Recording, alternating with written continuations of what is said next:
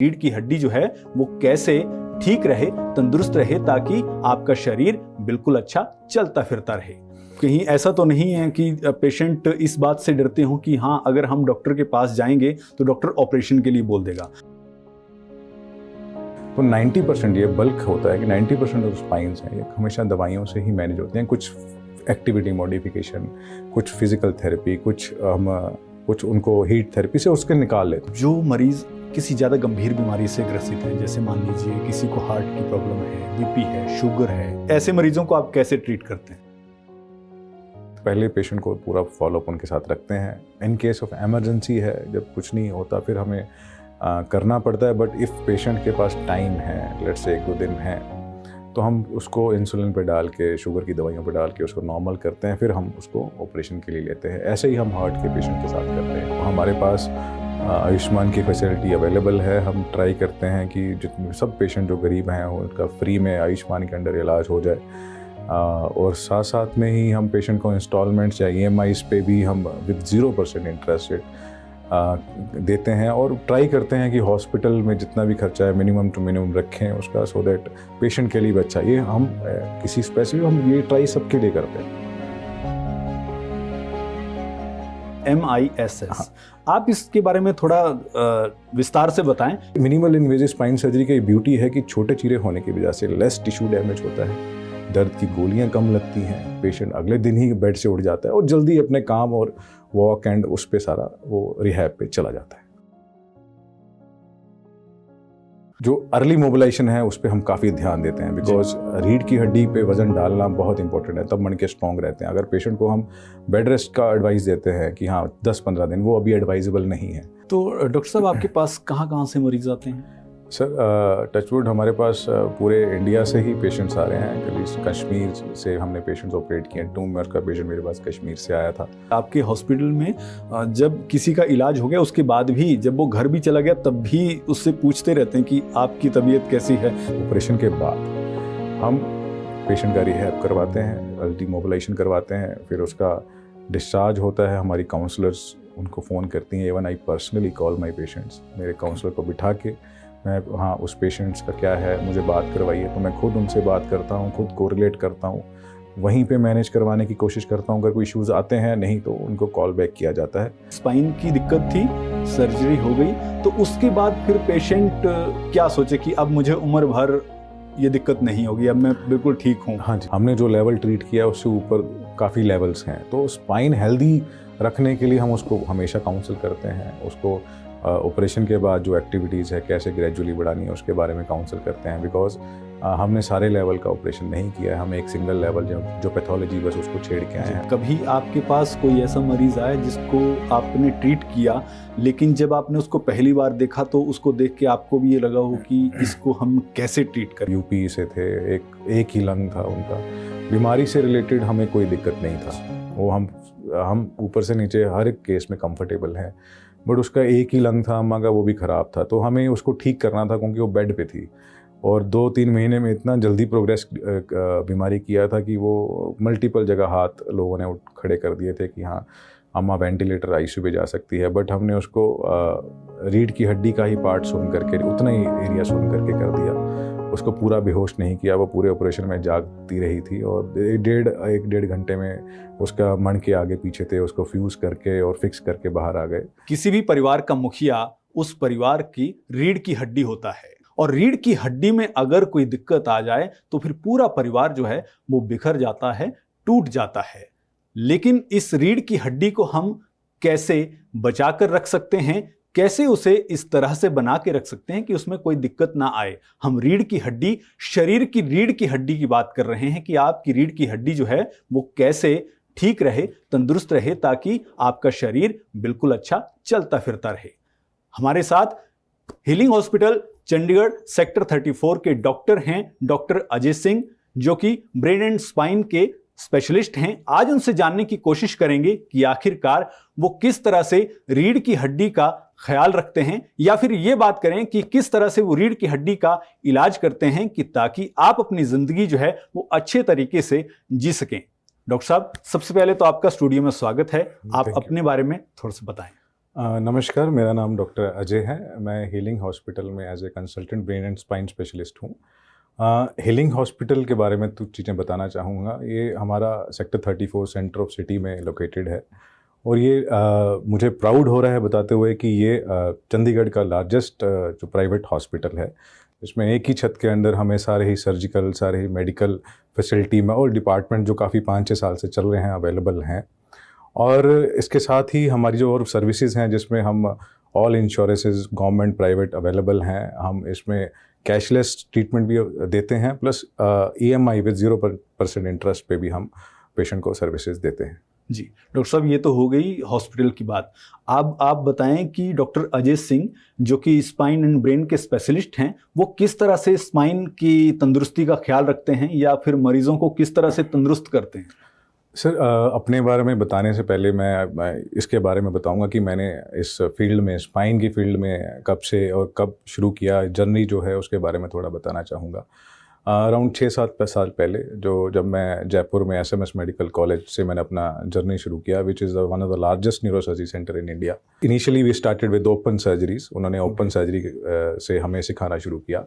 जब हम hundreds of surgery उनके अंडर में हमने किया, then we gradually shifted to the minimal invasive spine surgery and minimal invasive spine surgery में we operated there hundreds of patient. काफ़ी cases हमने ऑपरेट किए। वहाँ से निकलने के बाद आई वेंट टू मल्टीपल जो है न्यूरोसर्जरी के लीडिंग सेंटर्स हैं ट्रेनिंग के, I went to there also.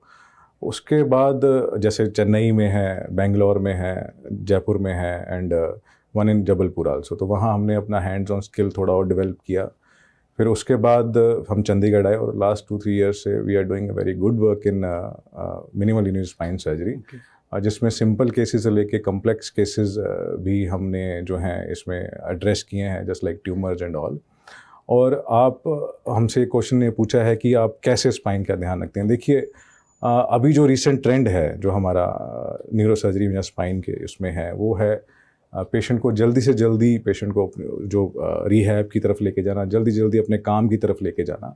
तो छोटे चीरे के आने की वजह से ये बहुत बड़ा हमें एज मिला है कि पेशेंट को जितना कम हम चीरा देते हैं, उसके ये परिणाम स्वरूप हमें ये मिलता है कि पेशेंट का ऑपरेशन के बाद रिहैब काफ़ी जल्दी होना शुरू हो जाता है। हम पेशेंट्स को, मैक्सिमम पेशेंट्स को हम उसी शाम को या अगले दिन सुबह वॉक करवा देते हैं और उसके बाद हमारा फुल फ्लेज रिहैब टीम है, फिजियोथेरेपी, न्यूरो रिहैब है, जो पेशेंट को जल्दी से जल्दी बेड से निकालता है और वॉक एंड ऑल वो सब करवाता है जब पेशेंट का हॉस्पिटल स्टे में रहता है। और यही सारी ब्यूटी है जो छोटे चीरे की, जो हम आज डिस्कस करने में आए हैं। तो ये छोटे चीरे की बात हो रही है, यानी MISS। हाँ। आप इसके बारे में थोड़ा विस्तार से बताएं कि आखिरकार MISS है क्या, और जो पहले सर्जरीज होती थी उनमें से ये कैसे अलग है? Sir, MISS basically is minimal invasive spine surgery. Initially जब आज से 10-15 साल पहले जब स्पाइन का सर्जरी शुरू हुआ था, तो हमें जो हमारे सीनियर्स थे वो बड़ा लंबा चीरा लगाते थे। लेट्स से कि हमें चौथे और 5 में L4 L5 का डिस्क डिजीज़ है, तो हम L4 के ऊपर से L5 के नीचे तक खोलते थे, मसल काटते थे, डिस्क हड्डी भी उतनी ज़्यादा कटती थी, डिस्क भी निकालने में फिर पूरा ही निकालते थे। अब मिनिमल इन्वेजिव स्पाइन सर्जरी का इसलिए फ़ायदा है बिकॉज दूसरे डिपार्टमेंट्स में ऐसा देखा गया है, जैसे let's say urology, general surgery, even ortho में भी स्कोपीज़ का इवेंट हो गया है, तो छोटे चीरे से टिश्यू डैमेज कम होता है। ये कहना नहीं है कि ओपन सर्जरी से रिजल्ट नहीं है, रिजल्ट इक्वली बेटर है, बट द थिंग इज़ कि छोटे चीरे के आने की वजह से जो एक्स्ट्रा टिश्यू लॉस होता है, जिनको हम काटना ही नहीं चाहते थे थ्रू आउट सर्जरी, जो वहाँ सर्जरी साइट पे पहुँचने के रास्ते में आते थे और फिर वो कट जाते थे, तो उसका पेशेंट को काफ़ी ऑपरेशन के बाद नुकसान रहता था। पेशेंट को मोबिलाइजेशन का दिक्कत रहता था, पेन ज़्यादा रहता था और जकड़नपन, जितना टिश्यू ज़्यादा काटेंगे उतना जकड़नपन पीछे ज़्यादा रहता है, तो उतना रिहैब में काफ़ी लंबा जाता था। तो यही चीज़ थी कि पास्ट में पेशेंट स्पाइन की सर्जरीज़ के ऑपरेशन से बहुत डरते थे कि भाई इससे भी जो पहले कंडीशन थी उससे बैठ जाते थे। ऐसा कुछ डायलेमास है जिसके बारे में हम अब बात भी करेंगे। सो ये मिनिमल इन्वेजिव स्पाइन सर्जरी की ब्यूटी है कि छोटे चीरे होने की वजह से लेस टिश्यू डैमेज होता है, दर्द की गोलियां कम लगती हैं, पेशेंट अगले दिन ही बेड से उठ जाता है और जल्दी अपने काम और वॉक एंड उस पे सारा वो रिहैब पे चला जाता है। जी, तो छोटा चीरा लगता है, मतलब उसका यह है कि स्टिचेस भी कम लगेंगे। yes, और उसके बाद थोड़े टाइम के लिए ही पेशेंट जो है उसको अस्पताल में रहना पड़ेगा। डॉक्टर साहब, एक बात ये भी आती है कि जब पहले सर्जरीज होती थी तो उसमें तो जैसे आप बोल रहे हैं कि बड़ा चीरा लगाना पड़ता था, तो पेशेंट को आईसीयू में भी रखने की ज़रूरत होती होगी। तो अब इसमें वो आईसीयू में रखने की ज़रूरत है या फिर नहीं है? नहीं सर, देखो स्पाइन का कोई पेशेंट आईसीयू वैसे नॉर्मली नहीं जाता, बिकॉज आईसीयू का इंडिकेशन तभी रहता है अगर पेशेंट को बेहोशी की हालत में है या कुछ प्रॉन्ग्ड सर्जरी है, जस्ट लाइक 7-8 घंटे चली है, उसको मेडिसिनल जो एनेस्थीसिया काफ़ी लंबा चला है, तो उसको प्रोफिलैक्टिकली हम आईसीयू में रखते हैं। But with the invent of MISS, ये हमारा टचवुड, हमारा हीलिंग में जितना भी अभी hospital, even though we have operated complex cases हमने किए हैं, स्पाइन ट्यूमर्स किए हैं, स्पाइनल फ्रैक्चर, सर्वाइकल स्पाइन का पेशेंट भी हमने किया है जिसका एग्जैक्ट दबाव उस जगह पे था जहाँ सांस के सेंटर्स होते हैं, जो बेसिकली हम किसी भी जो फांसी लगाते हैं उसमें जो मणके क्रश होते हैं उसके वही मणके थे। फिर भी हमने उसको सीधा ओटी के बाद वार्ड में शिफ्ट किया, जनरल वार्ड में। More than 99% of the cases हमारे जो स्पाइन के हैं, लेट्स से कि जनरलाइज बात करता हूँ कि स्पाइन के हमेशा ही हम आईसीयू के बाहर ही रखते हैं।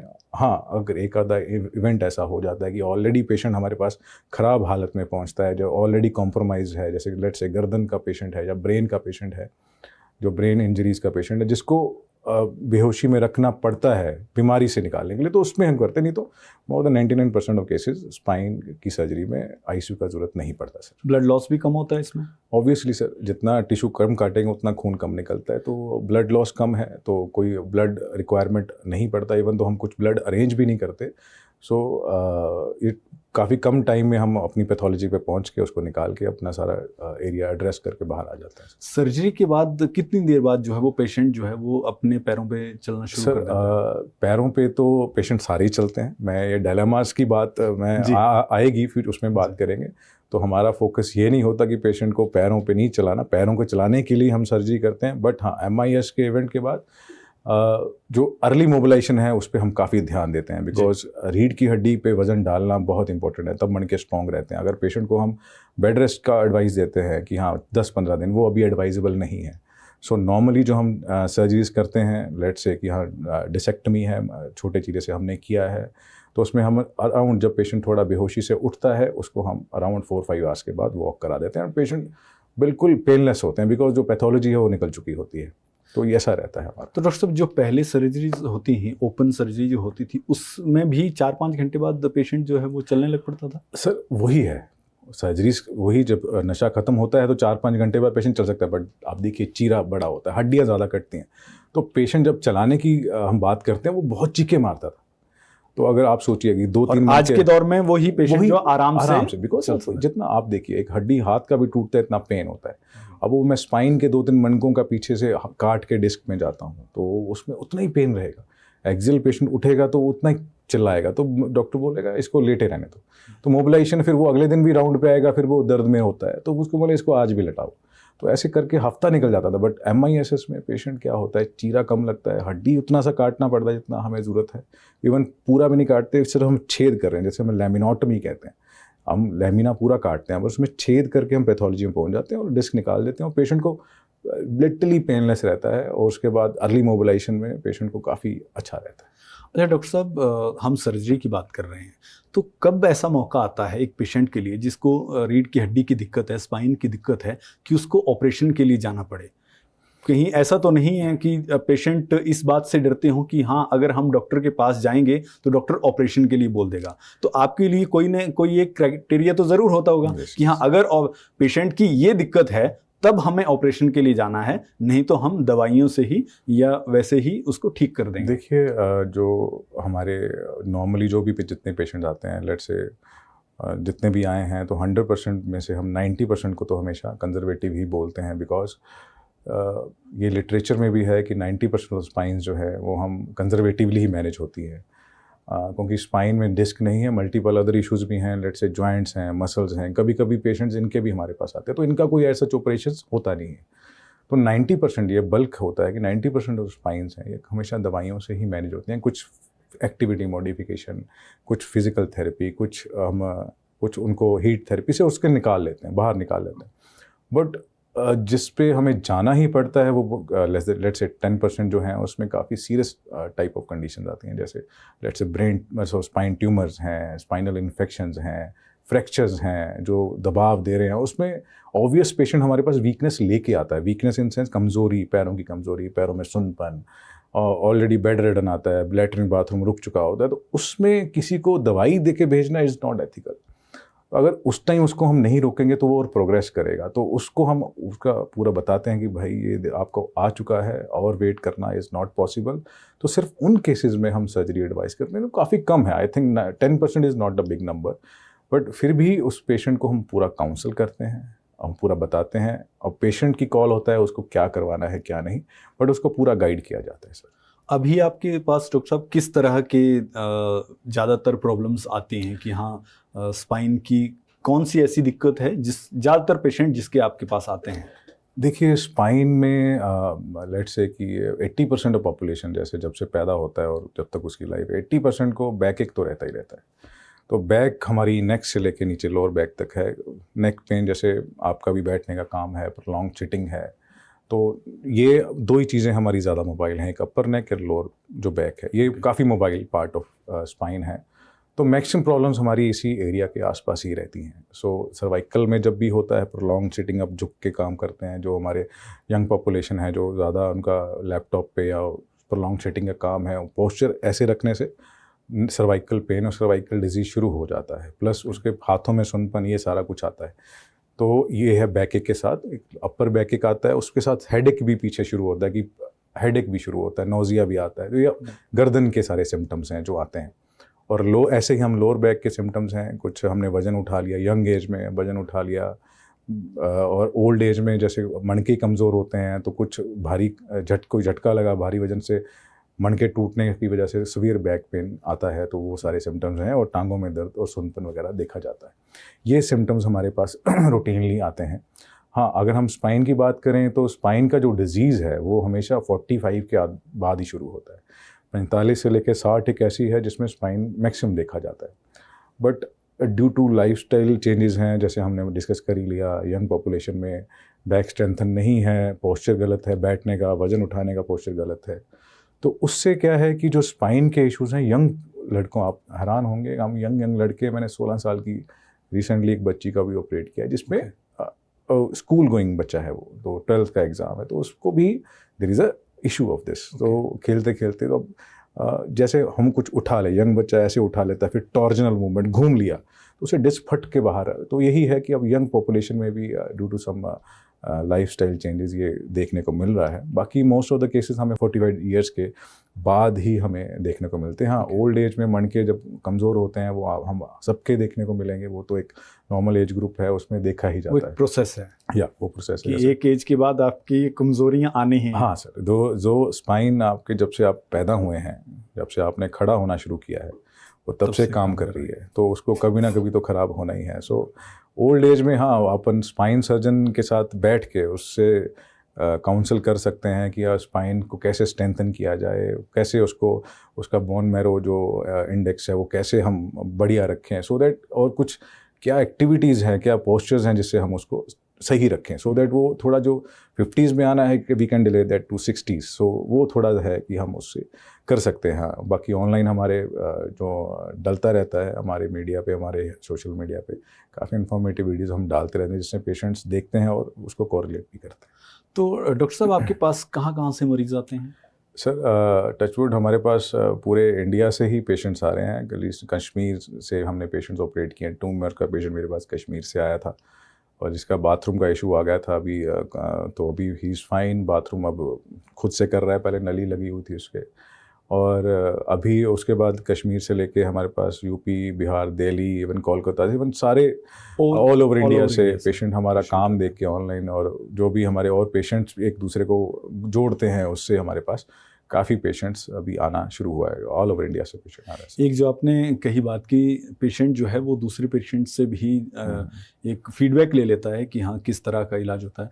तो हमें ये भी जानकारी है कि आपके हॉस्पिटल में जब किसी का इलाज हो गया उसके बाद भी जब वो घर भी चला गया तब भी उससे पूछते रहते हैं कि आपकी तबीयत कैसी है। नॉर्मली ऐसा नहीं होता है, तो इसके बारे में भी थोड़ा बताएं। और आप कैसे कोई भी पेशेंट मान लीजिए आपके पास आया तो उसको कैसे आप तैयार करते हैं कि हाँ सर्जरी जो है यहाँ ज़रूरी है, और उसको ये भी विश्वास दिलाते हैं कि सेफ है? सर देखिए कि पहले हम बात करेंगे हॉस्पिटल का फॉलोअप जो है वो बहुत बढ़िया है, आपने सही पूछा है।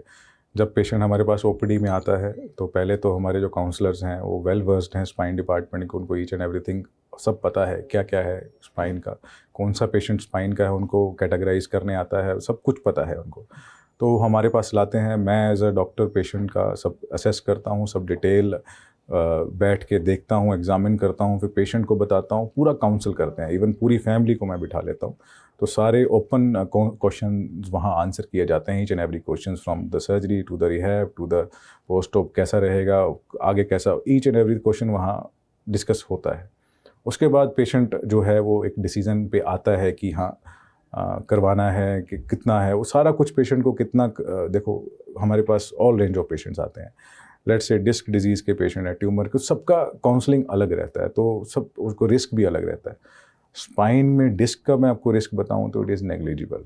पेशेंट को जो लकवे के जो डायलेमास हैं ये डिस्क डिजीज़ में नहीं मिलते, बिकॉज अब दूरबीन से हम देख लेते हैं माइक्रोस्कोप से कि हमें क्या देखना है, नसें क्लियर दिखती हैं, कोई डैमेज होने का लिटरली नो चांस होता है। ओपन सर्जरी में ऐसा रहता था कि वहाँ इतना खुलता था, खून ही खून होता था, कुछ दिखता नहीं है, तो बार बार आप साफ़ करते करते यू लैंड अप किसी नस को दबाव या डैमेज करते, फिर वो नीचे दिख जाता है ऑपरेशन के बाद। बट इसमें क्या है, ब्लड लॉस कम होता है, चीरा कम होता है, माइक्रोस्कोप लगा है, आप देख रहे हैं, नसें साफ दिख रही हैं, जहाँ पे जाना है वो दिख रहा है, निकाल के बाहर आते हैं। सो पेशेंट हमारे मैक्सिमम स्पाइन के जो डिस्क के हैं उसमें there is no risk, I can say negligible risk is there. हाँ, बाकी और कैटेगरीज हैं, ट्यूमर्स हैं, वो उसके risk according to their stages हैं। ऑपरेशन के बाद हम पेशेंट का रिहैब करवाते हैं, डिमोबिलाइजेशन करवाते हैं, फिर उसका डिस्चार्ज होता है, हमारी काउंसलर्स उनको फ़ोन करती हैं, even I personally call my patients, मेरे काउंसलर को बिठा के मैं हाँ उस पेशेंट्स का क्या है मुझे बात करवाइए, तो मैं खुद उनसे बात करता हूँ, खुद कोरिलेट करता हूँ, वहीं पे मैनेज करवाने की कोशिश करता हूँ। अगर कोई इश्यूज़ आते हैं नहीं तो उनको कॉल बैक किया जाता है और पूरा फॉलोअप लिया जाता है। तो इससे एक एज मिलता है, बिकॉज पेशेंट से आप पूरी बात नहीं करोगे, पूरा समझाओगे नहीं और फॉलो लोगे, पेशेंट बोलता है, इवन हमारे रिव्यूज़ भी देता है कि ये डिपार्टमेंट में ऐसा ऐसा, काउंसलर्स के नाम भी वो लेते हैं, तो हमारे रिव्यूज़ डलते हैं, तो हमें अपने डिपार्टमेंट में कॉन्फिडेंस है कि हम सारा अच्छा काम कर रहे हैं, और counsellors they are very good actually. अच्छा काम तो डॉक्टर साहब आप कर रहे हैं, क्योंकि जिस हिसाब से क्योंकि अक्सर ऐसा होता है कि हाँ एक बार इलाज हो गया तो उसके बाद फिर मरीज़ को कौन देख रहा है जब वो घर चला गया, लेकिन आपके काउंसलर हैं, आप खुद हैं, वो घर जाने के बाद भी मरीज़ का हाल पूछ रहे हैं, तो ये तो अच्छा काम ही है।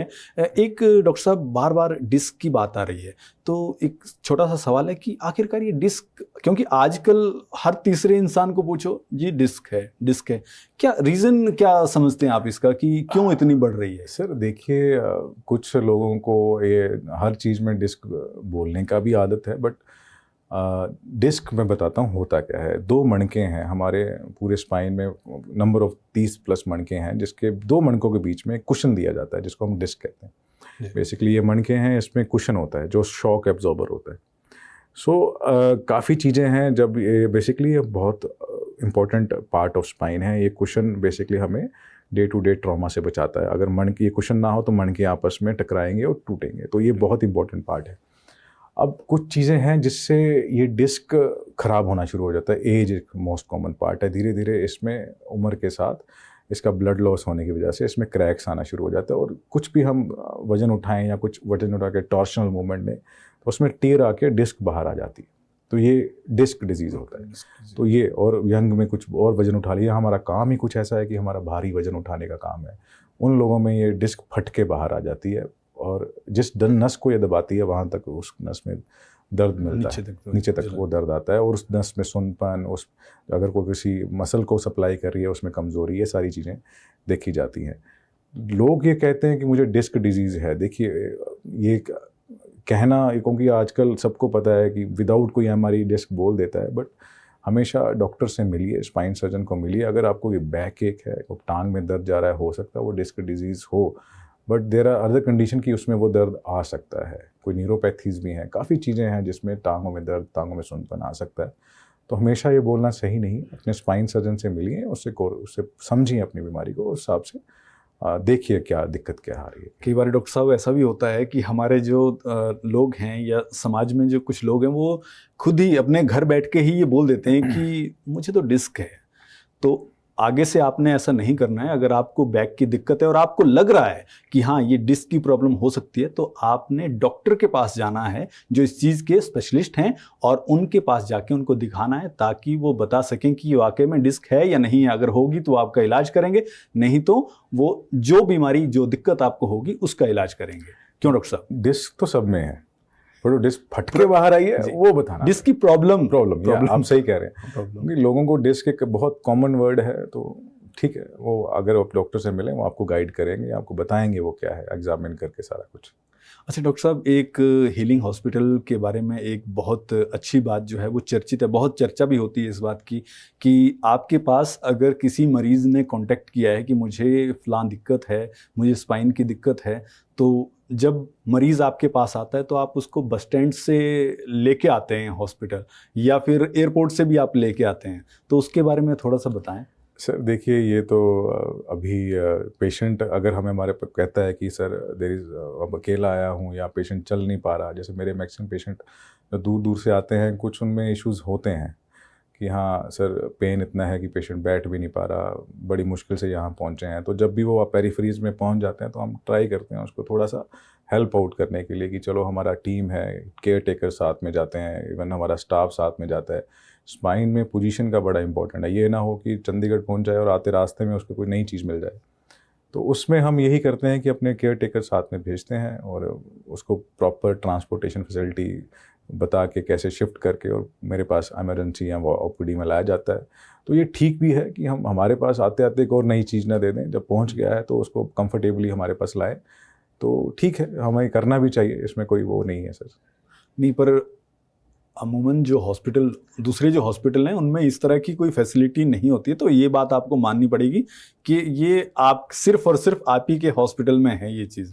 तो इसका श्रेय तो सिर्फ और सिर्फ आपको और हॉस्पिटल के मैनेजमेंट को जाता है। हाँ सर, हमारी मैनेजमेंट इस पे बहुत ध्यान देती है। इवन जो आप काउंसलर्स हैं और ये सारा फॉलोअप है, इवन उनके कॉल रिकॉर्ड्स, कैसे बात किया जा रहा है पेशेंट से और साथ वालों से, इसका पूरा फीडबैक लिया जाता है। इसका मतलब है कि हमारी management is very serious about patient care. तो केयर स्टार्ट ठीक है बस स्टैंड से या एयरपोर्ट से हो जाता है, उसके बाद भी जब वो घर पहुंच जाता है तब तक केयर हमारा कंटिन्यू रहता है। मैं खास तौर पर उन लोगों से जो किसी भी बीमारी से तंग हैं, परेशान हैं और अपना इलाज करवाना चाहते हैं, तो ये आपको एक बहुत अच्छी सुविधा healing hospital Chandigarh sector 34A दे रहा है कि अगर आपने इलाज, अमूमन ऐसा होता है कि आप गए, आपने हॉस्पिटल में इलाज करवाया और उसके बाद घर आ गए, फिर कोई आपको ना पूछ रहा है, ना कोई आपको ये बता रहा है कि हाँ आपको ये दवाई लेनी है या फिर आपकी तबीयत कैसी है। रिश्तेदार आपके आ जाते हैं देखने के लिए, कभी कभी तो वो भी नहीं आते। कई लोग ऐसे हैं जिनके रिश्तेदार भी नहीं पूछते कि हाँ भैया तुम बीमार थे तो अब कैसी तबीयत है। तो यहाँ तो हॉस्पिटल वाले ही खुद फ़ोन करके पूछ रहे हैं कि हमने आपका इलाज किया था, आप ठीक हैं या नहीं हैं। अच्छा डॉक्टर साहब, एक बात और है कि ये तो बहुत अच्छी बात है, इसके साथ ही आपके हॉस्पिटल की ये पॉलिसी भी है कि आप जो भी मरीज़ आपके पास आता है, मान लीजिए उसकी कंडीशन फाइनेंशियली ज़्यादा अच्छी नहीं है, तो फिर उसको भी आप ट्रीटमेंट देते हैं, उसका भी कैसे कोई आप EMI पे देते हैं? yes. हम काफ़ी चीज़ें हैं हमारे पास। आपको बताना चाहूँगा कि जैसे जो गरीब हैं उनके सबके पास आयुष्मान कार्ड्स तो हैं, सो हमारे पास आयुष्मान की फैसिलिटी अवेलेबल है। हम ट्राई करते हैं कि जितने सब पेशेंट जो गरीब हैं उनका फ्री में आयुष्मान के अंडर इलाज हो जाए, और साथ साथ में ही हम पेशेंट को इंस्टॉलमेंट्स या EMIs पे भी हम विद 0% इंटरेस्ट रेट देते हैं, और ट्राई करते हैं कि हॉस्पिटल में जितना भी खर्चा है मिनिमम टू मिनिमम रखें उसका, सो दैट पेशेंट के लिए भी अच्छा। ये हम किसी स्पेसिफिक, हम ये ट्राई सबके लिए करते हैं कि फालतू मेडिसिन ना जाए, फालतू स्टे ना बढ़े। तो MIS का पूरा ये जो थिंक अबाउट प्रोसेस यही है कि हाँ पेशेंट को पेन वगैरह ये सब रहता है, बट फाइनेंशियली भी आप देखें आप दवाइयों का खर्चा, पेन किलर्स का खर्चा, हॉस्पिटल स्टे, ये सब कम हो रहा है। तो this is pocket friendly to the patient also. ठीक है, हम पुअर पेशेंट्स के लिए सारा कुछ है, बट अदर जो मरीज हैं जो कैश या और से भी करवाते हैं, उनके लिए भी ये सही है, बिकॉज ओवरऑल पैसे का कॉस्ट भी कम हो जाता है। जी, क्योंकि अमूमन लोग जिसके जेब में पैसा नहीं है वो इसी बात से जाने से डरता है कि हॉस्पिटल जाएंगे, खर्चा होगा। तो ये आपकी बहुत अच्छी सुविधा है, ये भी आपको साधुवाद है इस बात के लिए भी। Thank you sir, thank you. Doctor साहब, जो मरीज़ किसी ज़्यादा गंभीर बीमारी से ग्रसित हैं, जैसे मान लीजिए किसी को हार्ट की प्रॉब्लम है, बीपी है, शुगर है, तो क्या वो मरीज, और साथ में ये दिक्कत भी हो गई, तो क्या वो मरीज जो है वो अपना इलाज मैं उसलिए कह रहा हूँ कि सर्जरी की बात कर रहा हूँ कि सर्जरी में जा सकते हैं, या ऐसे मरीजों को आप कैसे ट्रीट करते हैं? देखिए, ये बड़ा इम्पोर्टेंट क्वेश्चन है जो आपने पूछा है, बिकॉज स्पाइन हमने बात किया है कि मैक्सिमम जो बीमारियां स्पाइन में आती हैं वो 40 साल के बाद डेवलप होती हैं, जो नॉर्मल कोर्स है स्पाइन का। और जो भी बीमारियां और हार्ट के issues, chest issues, renal issues, ये भी इनका भी बनने का एज यही है, तो मोटा मोटा ये ओवरलैप करते ही करते हैं। आपको कभी भी क्लीन केस मिलना आजकल के एरिया, बिकॉज अब लॉन्गिविटी बढ़ रहा है, जो पॉपुलेशन का एज है वो बढ़ रहा है, तो आपको उतना ही स्पाइन जैसे ओल्ड एज में दिखने को मिल गई है। तो अभी क्योंकि हमें हर किसी को पेनलेस ऑपरेशन करके या करना पड़ता है, तो एज का अब लिमिट बढ़ गया है। अब जो 60 साल में करते थे, अब हम 80 साल में भी केसेस कर रहे हैं। तो क्लीन केसेस काफ़ी कम हैं जो हमें मिल रहे हैं। बेसिकली हमें और कोमोबिडिटी के साथ काफ़ी पेशेंट आते हैं। शुगर एक है उसमें, तो शुगर देखिए आजकल हमारे पास जैसे एंडोक्राइनोलॉजिस्ट हैं, मेडिसिन में भी डॉक्टर साहब हैं, तो वो हम पहले पेशेंट को पूरा फॉलोअप उनके साथ रखते हैं। इन केस ऑफ एमरजेंसी है, जब कुछ नहीं होता फिर हमें करना पड़ता है, बट इफ़ पेशेंट के पास टाइम है, लेट्स से 1-2 दिन है, तो हम उसको इंसुलिन पे डाल के, शुगर की दवाइयों पे डाल के उसको नॉर्मल करते हैं, फिर हम उसको ऑपरेशन के लिए लेते हैं। ऐसे ही हम हार्ट के पेशेंट के साथ करते हैं। हार्ट के जितने भी मरीज हैं उनको पहले कार्डियोलॉजिस्ट का रिव्यू होना बहुत ज़रूरी है। जिस बीमारी से वो जूझ रहे हैं वो कितनी सवीयर है उसका हमें देखना ज़रूरी है। हाँ, हम ऐसा नहीं है कि 100% में करते हैं। हमारे पास पेशेंट्स आए थे पीछे जो नेक की चोट के आए, 7 आए से, उनका इंजेक्शन फ्रैक्शन हार्ट का बहुत कम था, जो 20-25% के था, तो हमने उनको कंजर्वेटिवली मैनेज किया। अभी वो बैठने हटने लगे, बट हमेशा नहीं हो पाता, क्योंकि ऑपरेशन में रिस्क कभी कभी आपके फ़ायदे से बढ़ जाता है। सो उसमें हमें फिर बैक स्टेप लेना पड़ता है, फिर पेशेंट को हमें कंजर्वेटिव डालना पड़ता है। नहीं तो मैक्सिमम टाइम्स में हम कार्डियोलॉजिस्ट को लूप में लेके, या कंसर्न डिपार्टमेंट जो बीमारी है उसको लूप में लेके, उसको हमेशा टूवर्ड्स कि उसको करेक्ट किया जाए एज सुन एज पॉसिबल, और उसको सर्जिकली फिट करके उसको ऑपरेट किया जाए, इस तरफ ही हम रहते हैं। हाँ ठीक है, जो कॉम्प्लिकेशंस हैं आती हैं उसको पेशेंट को समझाना चाहिए, पेशेंट को पूरा बताना चाहिए कि ये चीज़ें आप में हैं, ये जो हो सकता है, सर्जरी का रिस्क 2% है, ये चीज़ें आने से 20% है, तो ये सारा उनको कैलकुलेट करके बताना पड़ता है। तो पेशेंट समझता है, रिस्क लेना ही पड़ता है, क्योंकि बिकॉज वो उस चीज़ में काफ़ी आगे गुजर चुके होते हैं जो हमारे पास आते हैं। बाकी हम ट्राई ये भी करते हैं कि उनको दवाइयों से भी ठीक किया जाए। तो हम हर पहलू सोच के, हर पहलू जान के इससे निकलने की कोशिश करते हैं, खुद भी और मरीज को भी निकालने की कोशिश करते हैं। यानी आप रिस्क लेते हैं, लेकिन रिस्क भी तब लेते हैं जब आप अपनी पूरी तैयारी कर लेते हैं, पेशेंट का पूरी हिस्ट्री जो है वो आप जान लेते हैं, जांच परख कर लेते हैं। अच्छा डॉक्टर साहब, एक बात ये कि जब मान लीजिए जिस पेशेंट की आपने सर्जरी कर दी, तो जब सर्जरी हो गई उसको बाकी दिक्कतें हैं, मैं ये नहीं कह रहा हूँ, मैं सिर्फ और सिर्फ ये कह रहा हूँ कि स्पाइन की दिक्कत थी, सर्जरी हो गई, तो उसके बाद फिर पेशेंट क्या सोचे कि अब मुझे उम्र भर ये दिक्कत नहीं होगी, अब मैं बिल्कुल ठीक हूँ? हाँ जी सर, ऐसा है कि जो पैथोलॉजी पेशेंट लेके आता है, लेट्स एक डिस्क फटी हुई हमारे पास लेके आया, जो सुबह दबाव है, वो पैथोलॉजी तो इमीडिएट जब हम डिस्क को निकाल लेते हैं वो क्लियर हो जाती है। अगर बाई चांस कोई कंप्रेशन फ्रैक्चर के साथ आता है तो उसको हम या तो बैलून काइफोप्लास्टी या स्क्रू फिक्सेशन के साथ करते हैं, वो तुरंत दिक्कत ख़त्म हो जाता है। बट इसका मतलब ये नहीं है कि स्पाइन का प्रॉब्लम उसको कभी फ्यूचर में नहीं होगा।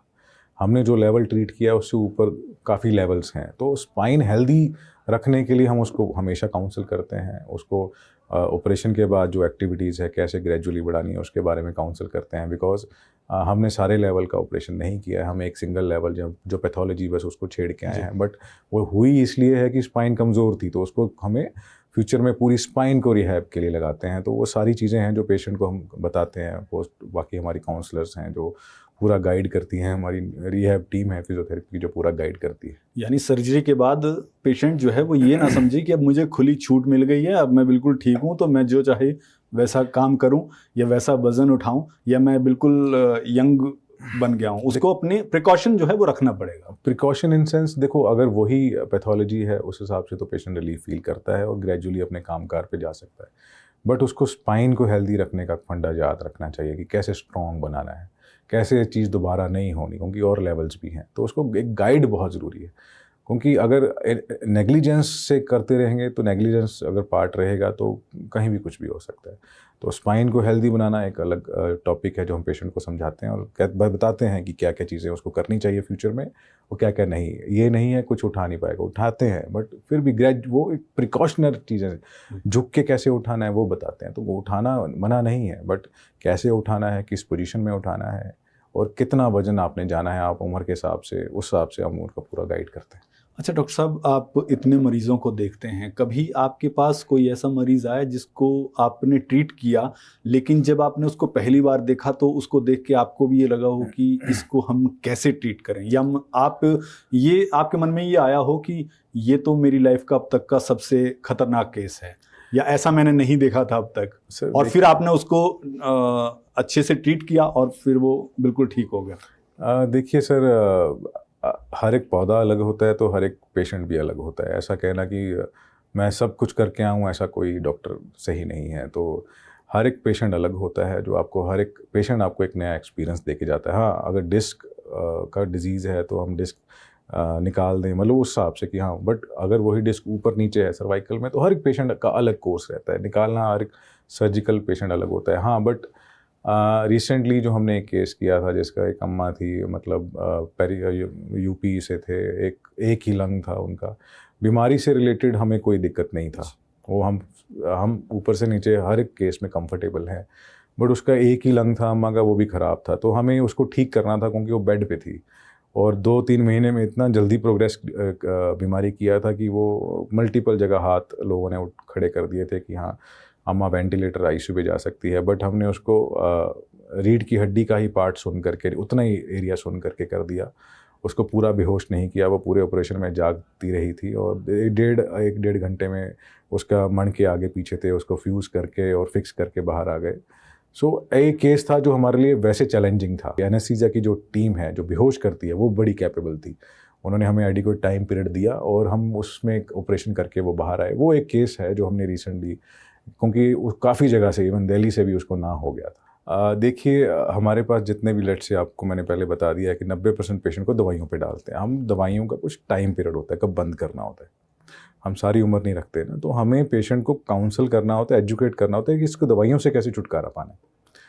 वो तो है जो हमारे पास आते हैं पेशेंट्स, तो हमें क्या करते हैं, उनको बताते हैं भाई इतना ये बीमारी है, ये विद टाइम कुछ दवाइयों से कुछ दिन रखेंगे, बट आपको खुद ही ठीक होना है, आपको रिहैब करना है, आपको बैक स्ट्रेंथनिंग करनी है, आपको कोर स्ट्रेंथन करना है, कुछ ऐसी एक्टिविटीज़ से बचना है जो आप कर रहे हैं। तो उसको पूरा काउंसल किया जाएगा, उसको वहाँ से निकाला जाता है। फर्स्ट ऑफ ऑल हमारा ये प्लान रहता है। दूसरा, हम कुछ ऐसी वीडियोस रेगुलर बेसिस पे कैंप्स लगाते, वीडियोस बनाता रहता हूँ मैं खुद, मेरे यूट्यूब पे मैं डालता रहता हूँ। हमारा हीलिंग का पेज है, वहाँ हम डालते रहते हैं, पेशेंट कमेंट करते हैं, उसके बारे में हम रिप्लाई करते रहते हैं। और हम फ्रीक्वेंट कैंप्स ये वगैरह सब लगाते हैं जिसमें हम पेशेंट को एजुकेट करते हैं कि भाई क्या क्या करना है, क्या क्या नहीं करना है, how to keep your spine healthy, कुछ चीज़ें अवॉइड कब करनी है, कौन सी एज में आपको कौन का काम नहीं करना। सो ये सारी चीज़ें हैं जिससे हम पेशेंट को एजुकेट करते हैं। हाँ, जब बिल्कुल ही हमारे हाथ से चीज़ बाहर होती है तो हमें पेशेंट को सच्चाई बताना पड़ता है सर, कि अब आपको दवाई के साथ साथ सर्जरी की भी जरूरत पड़नी है, बट वो काफ़ी लेस परसेंटेज ऑफ केसेस है। डॉक्टर साहब, आप जिस हिसाब से सर्विस दे रहे हैं, जिस हिसाब से लोगों की सर्विस कर रहे हैं, और हीलिंग हॉस्पिटल जिस हिसाब से चंडीगढ़ में रहकर काम कर रहा है, चंडीगढ़ के लोगों को सेवाएं दे रहा है, और ना सिर्फ चंडीगढ़ बल्कि मुझे लगता है कि ऑल ओवर इंडिया के लोगों को सर्विस दे रहा है। मैं अगर ये कहूँ कि हीलिंग हॉस्पिटल चंडीगढ़ जो है वो चंडीगढ़ में ख़ास तौर पर स्वास्थ्य सेवाओं में रीढ़ की हड्डी साबित होने जा रहा है या फिर हो गया है? सर मैं तो यही कहूँगा कि हो चुका है, बिकॉज हमारे पास सारी फैसिलिटीज़ अवेलेबल है और हम ऑल सॉर्ट ऑफ केसेस हम ये नहीं देख रहे कम्प्लेक्स है कि स्मॉल है, हम हर केस ऑपरेट कर रहे हैं, ठीक है। तो भी करता है कि जब सारी फैसिलिटीज़ अंडर वन रूफ हैं। हमने पहले डिस्कस कर लिया, सारे सर्जिकल फैसिलिटीज़, सारे मेडिसिन फैसिलिटीज़ हैं हमारे पास। तो अगर कोई कार्डियक पेशेंट भी आता है जिसको रीढ़ की हड्डी का इशू है, या कोई और भी डायबिटिक है या अनकंट्रोल रीनल डिजीज, तो हम सारे ही केसेस जिनका सर्जिकली प्लान्ड है हम मना नहीं करते। तो it means we are doing complex cases, spine tumour, spine infection, every sort of cases we are doing. So I think हम अपने चंडीगढ़ के एरिया में हम we are the largest hospital, हमने बात कर ही ली है, तो हम उस हिसाब से हम अपना काम स्पाइन में कर ही रहे हैं। तो कहने का मतलब ये है कि डॉक्टर साहब ने ये बता दिया है कि चंडीगढ़ में स्वास्थ्य सेवाओं में रीढ़ की हड्डी है हीलिंग हॉस्पिटल। तो अगर आपको स्पाइन से रिलेटेड कोई भी दिक्कत है तो आप healing hospital Chandigarh sector 34A में आ सकते हैं। वहां आपको डॉक्टर साहब मिलेंगे, उनकी पूरी टीम मिलेगी, जो आपको बेहतर से बेहतर, जो आपके लिए बेहतर होगा वो आपको वो बताएंगे। अगर आपको स्पाइन के बारे में कुछ और जानना है, आपके कोई सवाल हैं, तो कॉन्टैक्ट नंबर यहाँ पर दिए हुए हैं, उन पे आप कॉन्टैक्ट करें और आप हमें कमेंट भी कर सकते हैं, उसमें भी आपको पूरी जानकारी मिलेगी। और ज़्यादा जानकारी के लिए आप हॉस्पिटल आ सकते हैं, वहाँ बातचीत कर सकते हैं।